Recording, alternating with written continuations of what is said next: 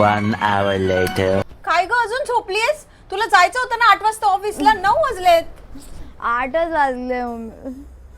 9 वाजले. मला काय कळत नाही.